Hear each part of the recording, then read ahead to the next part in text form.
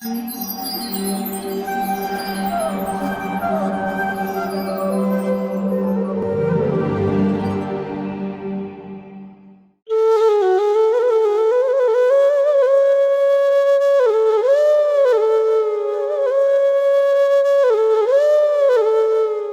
कृष्णा। हमारे कार्यक्रम में आप सभी का हार्दिक स्वागत है।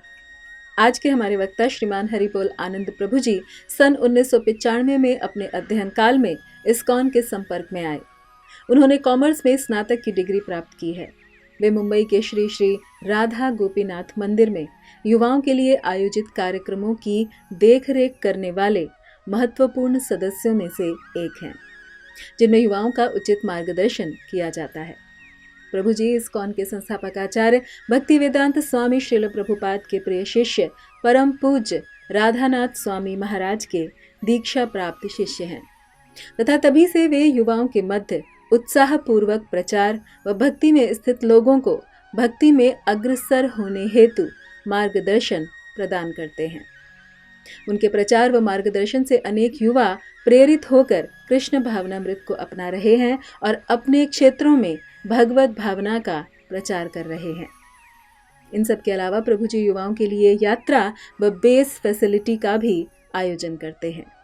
तो आइए श्रवण करते हैं हमारा विशेष कार्यक्रम श्रीमान हरि बोल आनंद प्रभु जी के श्रीमुख से। धन्यवाद। हरे कृष्णा। हरे कृष्णा।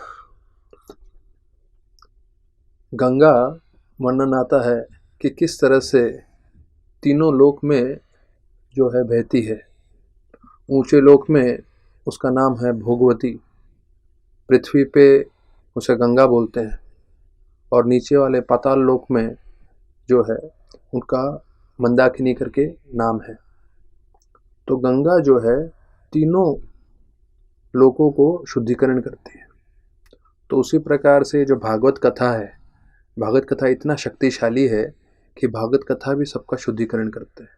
भले कोई व्यक्ति को कुछ भी भक्ति में रुचि ना हो, भले वो पहली बार ही कथा सुन रहा हो, तो वो व्यक्ति के मन में भी जो है भगवान के प्रति आकर्षण बन जाता है, भगवान के प्रति जो है भक्ति करने की इच्छा प्रेरित हो जाती है। उतना ही नहीं, जो भक्त होते हैं वो बार बार कथा सुन के उनका आध्यात्मिक शक्ति जो है बढ़ती है, उनका ज्ञान बढ़ता है और उनमें भक्ति करने की जो है इच्छा प्रबल रहती है। और जो शुद्ध भक्त हैं, शुद्ध भक्तों का तो क्या कहना, जब वो हरि कथा सुनते हैं तो उसमें इतना संपूर्ण आनंद में जाते हैं, उनको इतना अच्छा लगता है कि उन्हें लगता है कथा सुनते रहें, कभी अंत ना हो। तो जिस तरह से गंगा तीनों लोक का शुद्धिकरण करती है, वैसे ही भागवत कथा भी शुद्धिकरण करता है। तो हमें चाहिए कि हम नित्य रूप से भागवत सुनते हैं। निम्न गानम यथा गंगा देवानम अच्युत यथा वैष्णव यथा शंभु पुराणमिदम तथा। तो श्रीमद् भागवतम के 11वें-12वें स्कंद में ये वर्णन आता है कि किस तरह से गंगा सभी नदियों में सबसे पावन है, सारे देवताओं में शिव सबसे महत्वपूर्ण है, पूर्ण पुरुषोत्तम भगवान विष्णु सबके कर्ता हैं, और सब शास्त्रों में भागवतम सबसे उत्तम है। जब ये मालूम चल जाए कि भाई भागवतम सबसे उत्तम है और उसमें थोड़ा समय हम दें श्रवण करने के लिए, तो उससे हमारा आध्यात्मिक और भौतिक दोनों रूप से कल्याण होगा। प्रभुपाद जी बतलाते हैं कि अगर आपका आध्यात्मिक जीवन सही चल रहा है तो भौतिक जीवन के बारे में ज़्यादा चिंता करने की जरूरत नहीं है। भगवान स्वयं ऐसे भक्त के भौतिक जीवन का जो कार्य है खुद संभाल लेते हैं। यहाँ तक कि एक जगह वर्णन आता है, प्रभुपाद जी बतलाते हैं कि जो भक्त होते हैं, भक्त का संरक्षण भगवान विष्णु को भी नहीं देते। विष्णु कौन है? महाविष्णु के रूप में उनके शरीर के एक एक छेद में से, जहाँ से हमारे छेद में से बाल आते हैं छोटे छोटे, उसके एक एक छेद में से सृष्टि निकलती है। ऐसे महाविष्णु को भी कार्य नहीं देते अपने भक्तों को संभालने के लिए। कृष्ण भगवान बोलते हैं मैं स्वयं जो है अपने भक्तों को संभालूंगा। तो कृष्ण भगवान हमेशा अपने भक्तों की रक्षा करते हैं। और आज हम देखेंगे कैसे प्रद्युम्न का जन्म हुआ। तो वर्णन आता है प्रद्युम्न पिछले जन्म में कामदेव थे, और वो कामदेव जो है शिवजी को जो है किसी तरह से उनको परेशान करने गए थे। और शिव जी मालूम है आशुतोष हैं। आशुतोष मतलब वो जल्दी प्रसन्न भी हो जाते हैं, जल्दी क्रोधित भी हो जाते हैं। तो जैसे कामदेव उनको विचलित करने गए, भगवान क्रोधित हो गए, उन्होंने अपनी तीसरी आंख खोली और तीसरी आंख खोल के भस्म कर दिया कामदेव को। फिर कामदेव अपना फिर से शरीर प्राप्त करने के लिए, वर्णन आता है दसम स्कंद भागवतम में, कृष्ण के शरीर में प्रवेश करते हैं और कृष्ण और रुक्मिणी से द्वारा उनका जन्म होता है और उनका नाम पड़ता है प्रद्युम्न। एक दानव थे जिनका नाम था संबारा। तो ये जो संबारा राक्षस था, उसे मालूम था कि उसका जो अंत होने वाला है वो प्रद्युम्न के द्वारा होने वाला। तो जैसे प्रद्युम्न का जन्म होता है तो वो उसको 10 दिन से पहले ही, जब छोटे से नवजात शिशु होते हैं, चुरा के लेके जाते हैं और किसी को मालूम नहीं चलता कहाँ गए, और वो शिशु को सीधा समुद्र में फेंक देते हैं। और वहाँ पे एक मछली उन्हें निगल जाती है और वो किसी तरह से मछली वही संबारा राक्षस के रसोई में पहुंच जाती है। और मायावती करके एक स्त्री थी जो पूरा रसोई देखती थी, वो इस बालक को प्राप्त करती है। तो वर्णन आता है भागवत में, कृष्णा राखे मारे के, अभी समुद्र में फेंका, मछली ने निगल लिया, उसके बाद यहाँ तक पहुँच गए रसोई तक, तब भी नवजात शिशु को कुछ नहीं हुआ।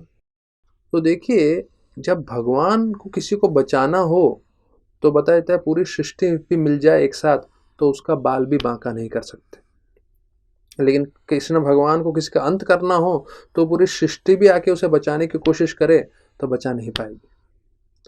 श्रीमद् भागवत के प्रथम स्कंद में वर्णन आता है कि अश्वत्थामा ने जब ब्रह्मास्त्र छोड़ा था परीक्षित महाराज को मारने के लिए, तो अभिमन्यु के जो पुत्र थे महाराज परीक्षित, उनके ऊपर जब तेज गति से ब्रह्मास्त्र आ रहा था तो अर्जुन को ब्रह्मास्त्र रोकने का विधि मालूम था, लेकिन इतना समय नहीं था।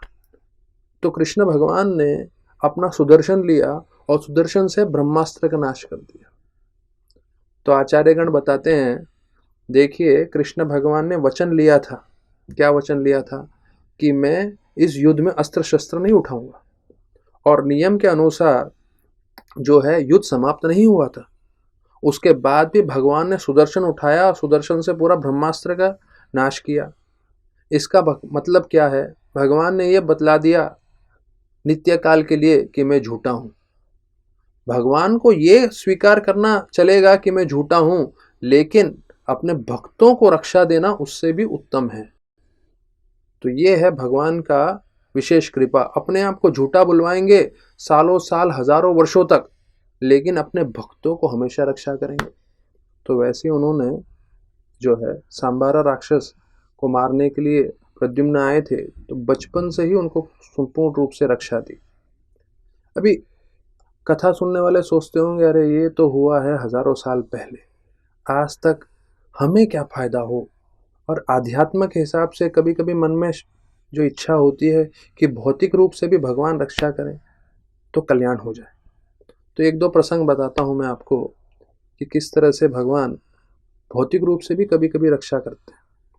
एक भक्त जो है ध्यानपूर्वक जप कर रहे थे और जप करते करते उनको ऐसा प्रेरणा मिली कि जितने मेरे शेयर्स हैं मुझे बेच देने चाहिए। तो जाके उन्होंने पिताजी को बोला, पिताजी मुझे अपने सारे शेयर्स बेचने हैं। तो बोले क्यों भाई? बड़े उद्योगपति थे वो। तो बोले क्योंकि मैं जप कर रहा था और जप करते करते मेरे को प्रेरणा मिली। पिताजी ने बोला जप करना बंद कर दो। तो उन्होंने बोला अरे नहीं नहीं, ये बेचना ही है। फिर वो गए अपने फाइनेंस मैनेजर के पास और उनको भी बोले ये शेयर बेचना ही है हमें। तो उन्होंने बोला भाई मार्केट तो अच्छा खासा चल रहा है, अभी एकदम से क्यों बेचना है? बोले नहीं नहीं, मैं जप कर रहा था, जप करते करते मेरे को प्रेरणा मिली, मुझे ये जो है शेयर्स बेचने हैं। और उन्होंने पूरे के पूरे अपने शेयर्स निकाल दिए। ये 2008 की बात है। उनके बेचने के कुछ हफ्तों के बाद लेमन ब्रदर्स करके पूरा कंपनी जो है उसका चौपट हो गया, पूरा कंपनी बैठ गई और उससे पूरा शेयर मार्केट जो है टूट गया। तो ये जो परिवार थे जिन्होंने सही समय पे शेयर बेच दिए, उनका कम से कम करोड़ों रुपए का मुनाफा हुआ। पिताजी इतने प्रसन्न हुए, बोलने लगे बेटे को भैया और जप करते रहे। और यहाँ तक कि वो जो फाइनेंस मैनेजर था वो इतना प्रभावित हो गया, बोले भैया भगवान के जप से ऐसी ऐसी प्रेरणा मिलती है, करोड़ों करोड़ों रुपए कई बार बच जाते हैं। वो आज के तारीख में 16 माला जप कर रहा है, भक्त बन गया। तो भगवान जो है कभी भी कितना भी भौतिक रूप से नहीं प्रेरणा देते हैं। एक भक्त है मुझे आके बताने लगा कि ये शेयर्स खरीद लो, तो मुझे लगा उसको कहीं से मार्केट से इंफॉर्मेशन मिला होगा करके।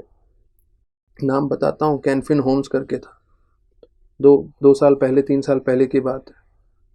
और वो 300 रुपये से 3000 रुपये पहुंच गए। सोचिए, मतलब अगर भौतिक रूप से भी भगवान को किसी का कल्याण करना हो तो कैसे कैसे प्रेरणा दे देते हैं। तो जो सांबारा को वध करने के लिए उनको प्रद्युम्न जो थे, उनको बहुत सारी शक्तियों की जरूरत थी। तो रति जो उनकी बीवी थी पिछले जन्म में और इस जन्म में मायावती बनी थी, उसको ये सब अलौकिक शक्ति का ज्ञान था। तो एक होता है माया शक्ति और एक होता है महामाया शक्ति, और वैसे एक होती है विद्या शक्ति और महाविद्या शक्ति। तो ये संपूर्ण अलौकिक शक्ति जो है उन्होंने प्रद्युम्न को दे दी। और प्रद्युम्न को ये भी बोला कि आपकी माता जो है रुक्मणी, वो इतनी विचलित हैं, इतनी दुखी हैं क्योंकि बचपन से ही आप अलग हो गए। तो वर्णन आता है जैसे गैया, उससे बछड़े को दूर कर दो तो गैया कितनी दुखी होती है। तो उसी प्रकार से रुक्मिणी हमेशा वेदना में थी, हमेशा दुख में थी। तो मायावती ने बताया प्रद्युम्न को कि जल्दी से सांबारा का अंत कर दीजिए राक्षस का, और उसके पश्चात जो है आप अपने माता से मिल सकते हैं। अब सांबारा जो राक्षस था उसके पास भी ये मायावी शक्ति बहुत थी। तो जब इनको प्रद्युम्न को ये सब ज्ञान मिल गया, तब बताया जाता है सीधा जाके उन्होंने उनके महल में उनको ललकारा और कटु वचन सुनाए। तो बताया जाता है जैसे ही कोई कड़वे वचन बोलता है, कोई खराब वचन बोलता है, तो विचलित हो जाते हैं हम। तो जैसे सांबारा को ऐसा लगा कि कोई एक सर्प हो और सर्प को लात मार दिया जाए तो सर्प कितना क्रोधित हो जाता है। तो उसी प्रकार से वो इतने क्रोधित हो गए सांबारा और युद्ध करने के लिए तत्पर हो गए। अब ये ध्यान रखिए कि पूरा युद्ध करने के लिए उन्होंने सिर्फ 2-4 शब्द गलत बोले। तो ये जो हमारे जो शब्द बोलते हैं हम, वो बहुत महत्वपूर्ण है। एक बार बोलते हैं कैंची और जो उस्तरा है, वो दोनों में, कैंची उस्तरा और चाकू में वाद विवाद हो रहा था कि हम में से सबसे ज़्यादा चोट कौन पहुंचा सकता है। तो जीवा जो है, जीभ जिसे बोलते हैं, वो हंसने लगे, बोले मैं तो बिना काटे बिना खून निकाले ऐसा चोट पहुंचा सकता हूं कि जीवन पर्यंत वो घाव कभी भरेगा नहीं। एक बार दांत जीवा को बोलने लगे, भैया ध्यान रख हम 32 हैं, कुछ भी गड़बड़ करेगा तो दांतों के बीच में दबा देंगे। जीवा को बोल रहे थे। जीवा ने दांत को बोला, मैं एक गलत शब्द बोलूंगा ना, तुम 32 के 32 बाहर आ जाओगे। तो हमें ध्यान रखना है कि हम क्या शब्द बोल रहे हैं। तो प्रद्युम्न ने ऐसे शब्द बोले जिससे सांबारा उत्तेजित हो गए और दोनों बताया जाता है भीषण युद्ध करने लगे। पहले बताया जाता है उनके पास गदा था, गदा से युद्ध करने लगे, फिर अलग अलग अस्त्र शस्त्रों से युद्ध करने लगे। और जब देखने गए कि अस्त्र शस्त्रों का असर नहीं हो रहा है, तो वो मायावी शक्ति जो है वो उन्होंने मायावी शक्ति का उपयोग करना चालू किया। बताते हैं ये जो मायावी शक्ति है, यक्ष, राक्षस, पिशाच और सर्प, इन सब के पास था। तो ये सब ज्ञान लेके रखा था संबारा ने, और फिर वो संबासुर भी उसको बोलते हैं, उसने वो पूरा प्रयोग किया प्रद्युम्न के ऊपर। प्रद्युम्न ने भी सीख के रखा था विद्या, महाविद्या वगैरह। तो दोनों में जो है भीषण युद्ध हुआ, और भीषण युद्ध होते होते अंत में प्रद्युम्न ने एक तलवार लिया और तलवार से सीधा उनका सर धड़ से अलग कर दिया। तो जैसे ही सांबारा का अंत हुआ तो बताया जाता है पूरे के पूरे देवता प्रसन्न हो गए। सारे देवता जो है फूल इत्यादि फेंकने लगे स्वर्गलोक से। तो बताया जाता है कि सांबारा का अंत के लिए देवता भी काफ़ी समय से रुके हुए थे, लेकिन उसका अंत प्रद्युम्न के हाथ में ही था। अच्छा, प्रद्युम्न का वर्णन आता है क्योंकि वो स्वयं पिछले जन्म में कामदेव थे, वो बहुत ही सुंदर थे। उनकी जो आंखें थी बिल्कुल कमल के समान थी, उनके बड़े बड़े घुंघराले बाल थे, उनके लंबे हाथ थे, और बताया जाता है कोई भी स्त्री उनकी तरफ देखती थी तो आकर्षित हो जाती थी। रुक्मिणी जो इतने समय से रुकी हुई थी प्रद्युम्न के लिए, मायावती जो बताया जाता है हवा की तरफ से जाके ऊपर से हवाई विमान से सीधा पहुंच जाते हैं द्वारका में, और द्वारका में पहुंचते ही वो है प्रवेश करते हैं मुख्य द्वार में। मुख्य द्वार में प्रवेश करते ही कृष्ण भगवान की जितनी रानियां थीं, उनको पहले लगा, देखते ही पीताम्बरी कपड़ा था, उनका जो रंग था वो भी कृष्ण के समान था, तो उनको लगा कृष्ण आ गए, तो कृष्ण आ गए हैं करके सब छुपने लगे। फिर उन्होंने बोला नहीं नहीं, इसमें कृष्ण के सारे गुण तो नहीं है। तो सब सोचने लगे अरे कौन है ये युवक इतना सुंदर, और साथ साथ ये युवती भी है। तभी माता रुक्मिणी आ गई और रुक्मिणी का नजर पड़ा, तो रुक्मिणी को पहले दृष्टि में ही लगा अरे कौन है वो भाग्यवान माता जिसने ऐसे सुंदर पुत्र को जन्म दिया होगा। और फिर उनके मन में विचार आने लगा कि अगर मेरा पुत्र भी जीवित होता तो जो है इतना ही बड़ा होता था, ऐसे ही नवयुवक जैसा लगता था। वहाँ कृष्ण भगवान भी आ जाते हैं, वसुदेव भी आ जाते हैं। तो बताया जाता है कृष्ण भगवान को सब मालूम है, ऐसा कुछ नहीं है जो कृष्ण भगवान से छुपा नहीं है, लेकिन फिर भी लीला के लिए भगवान शांत रहे। और वहाँ पे नारद मुनि आ गए, और नारद मुनि जो हैं सब चीज़ जानते हैं, तो वो बतलाने लगे कि वास्तविक रूप में जो है प्रद्युम्न उन्हीं का बेटा है, रुक्मिणी का और कृष्ण का। और वो जो है सांबारा ने उनको लेके गए थे और फिर समुद्र में डाला था और फिर सांबारा का अंत किया है और ये वापस आ गए।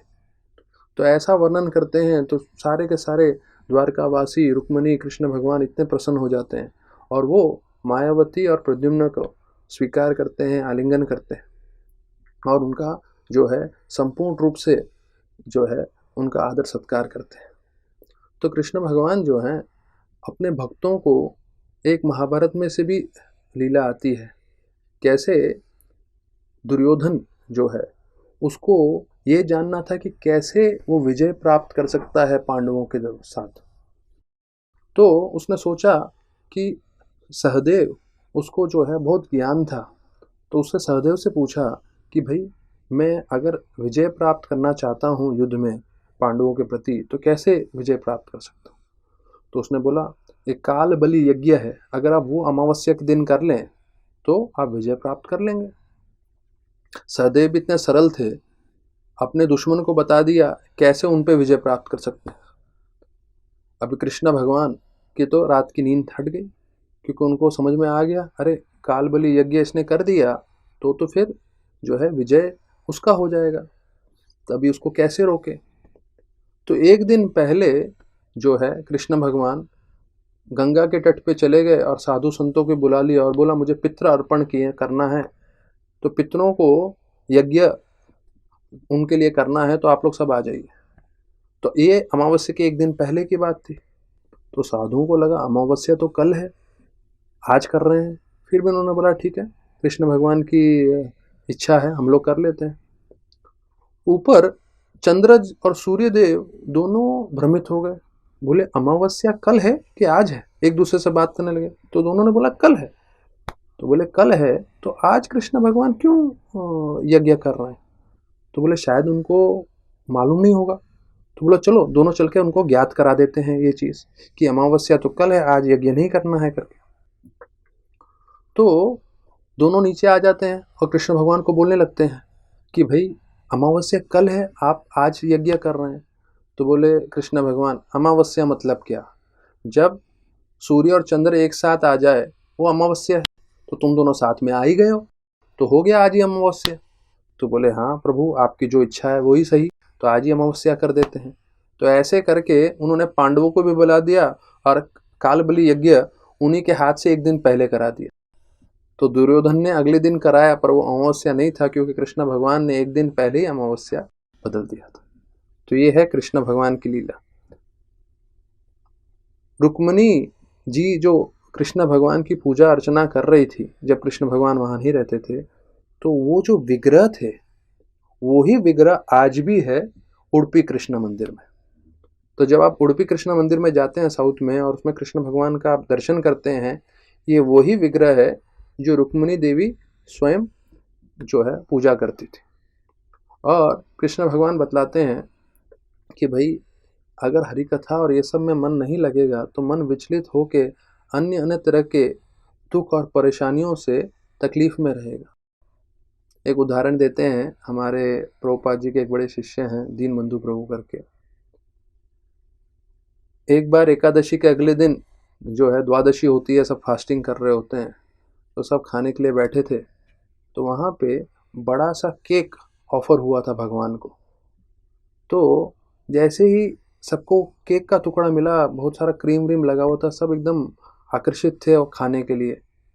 तो जैसे ही सबके प्लेट में आया तो एक गड़बड़ ये हो गया था, रसोइयों ने शुगर पाउडर की जगह, चीनी की जगह गलती से नमक डाल दिया था। तो जैसे वो केक देखने में तो इतना सुंदर लग रहा था, जैसे मुंह में डाला तो तुरंत जो है स्वाद उसका एकदम जो है गड़बड़ हो गया। तो मन की इच्छा जो है कभी कभी इतनी प्रबल रहती है, दिखने में कुछ भी लगे पर स्वाद में गड़बड़ हो जाए तो मन पूरा विचलित हो जाता है। उसी प्रकार से दीनबंधु प्रभु बता रहे थे कि सृष्टि देखने में बहुत आकर्षित लगती है, बहुत सुंदर लगती है, बहुत अलौकिक लगती है, लेकिन जब भोग करने जाओगे नमक वाले केक के समान जो है उसमें स्वाद नहीं आएगा और जो स्वाद है वो भी चला जाएगा। तो ऐसे में अगर आप देखें, भागवत में बार बार एक ही चीज़ वर्णन किया गया है। पहले अध्याय के दूसरे स्कंद के 17वें श्लोक में बताते हैं कि हर जीव जो है भौतिक चीज़ों के प्रति आकर्षित रहता है और उससे विचलित हो जाता है, विशेष रूप से धन और इंद्र तृप्ति के पीछे। तो ये आम चीज़ है। प्रभुपाद जी बताते हैं जन्मों जन्मों से हमारा आसक्ति है धन के प्रति और इंद्र भोग के प्रति। तो इन दोनों से जो है अगर हमें आसक्ति हटानी हो, इसका मतलब ये नहीं है धन नहीं कमाना है, अगर आसक्ति हटानी हो तो भगवान का हरि कथा श्रवण करें। हरि कथा हरि कीर्तन में इतनी शक्ति है कि धीरे धीरे जो है उसका आकर्षण कम होने लगता है। जिस तरह से भागवतम का वर्णन ये है कि कैसे जीव जो है धन और इंद्रभोग के प्रति जन्मों जन्मों से आकर्षित है। तो अगर ये आकर्षण कम करना हो तो उसके लिए आध्यात्म में ज्ञान का जो है ध्यान लगाना आवश्यक है, आध्यात्म कथा सुनना जरूरी है। दूसरी ओर भागवतम में बोलते हैं नारियल। अभी मालूम होता है जो नारियल होता है उसका छिलका रहता है और अंदर नारियल रहता है। तो जब कच्चा नारियल रहता है तो अंदर का जो मलाई होती है वो चिपक के रहती है, लेकिन अगर उसको कुछ समय रखेंगे तो उसके बाद मालूम चलता है अंदर से जो नारियल है वो अलग हो जाता है। नारियल हिला के देखेंगे तो उसके अंदर का आवाज़ आने लगता है। तो उसी प्रकार से व्यक्ति सामने से समान लगेंगे, लेकिन जिन्होंने आध्यात्म का पालन किया है, जिन्होंने भक्ति की है, वो भौतिक चीज़ों के साथ रहेंगे पर उनकी तरफ आसक्त नहीं रहेंगे। यह यस्य हरेर्दास्य कर्मणा मनस्य गिरा निखिलासु अपि अवस्थासु जीवन मुक्त से उच्यते। तो ये वर्णन आता है कि जो व्यक्ति अपना मन, अपना शरीर और अपने शब्द भगवान की सेवा में लगाते हैं, जीवन मुक्त से उच्यते। वो भले ही कहीं भी रहें, बम्बई में रह रहे हैं, दिल्ली में रह रहे हैं, विदेश में रह रहे हैं, लेकिन क्योंकि उनका मन भगवान में एकाग्र है, भगवान की सेवा करने के लिए तत्पर है, तो वो हर परिस्थिति में जीवन मुक्त अर्थात वो मुक्त हैं, वो कभी भी इन चीज़ों से बंधन में नहीं आएंगे।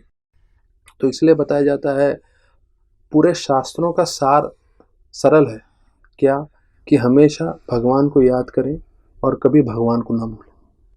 तो किसी तरह से भी हमें ये करना है, और अगर ये करें हरि कथा से, विशेष रूप से गीता भागवत से, तो हमारा जीवन संपूर्ण रूप से सार्थक रहेगा। धन्यवाद। हरे कृष्ण। ऐसे ही और भक्तिमय कार्यक्रमों के लिए देखिए हरे कृष्णा टेलीविजन। इसे प्राप्त करने के लिए आप अपने केबल अथवा DTH ऑपरेटर से संपर्क करें तथा और अधिक जानकारी के लिए आज ही डायल करें 8767 845 845।